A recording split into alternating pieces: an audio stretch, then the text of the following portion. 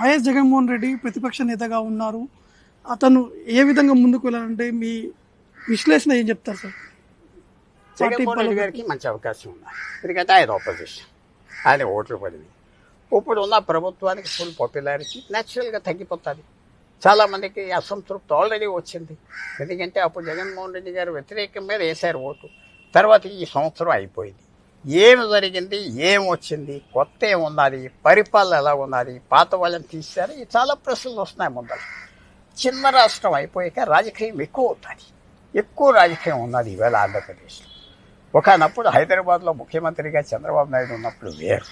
మొత్తం రాష్ట్రం అంతా ఒక 3 సైజులు పెద్ద ఆంధ్రప్రదేశ్కి ఎవరు పట్టించుకునేవారు కాదు. ఇవాళ సెక్రటేరియట్కి ఎవరు వెళ్ళారు? ఏ కులంతో నాటకం ఆడుతున్నారు, ఏ కులస్తుడు ముందలకు వస్తున్నాడు, ఏ కుట్రదారు పక్కన కూర్చున్నారు, కరప్షన్ ఎక్కడ తినేస్తున్నారో అందరికి తెలుసు. అందువల్ల చాలా కేర్ఫుల్గా ఉండాలి. అది జగన్మోహన్ రెడ్డి గారు అడ్వాంటేజ్ తీసుకుంటాడా, ఆయన ఒక కొత్త ఫేస్ చూపెడతాడా, కొత్తగా ముందలకు వస్తాడా, ఎవరైతే ఆయన దూరం చేసుకున్నారో కొన్ని కులాలు వాళ్ళని దగ్గర చేసుకుంటాడా, ఆయన చేతిలో ఉన్నాయి. జగన్మోహన్ రెడ్డి గారికి అవకాశం ఉన్నది, కానీ అవకాశం తీసుకుంటాడా లేదా జగన్మోహన్ రెడ్డి గారి చేతిలో.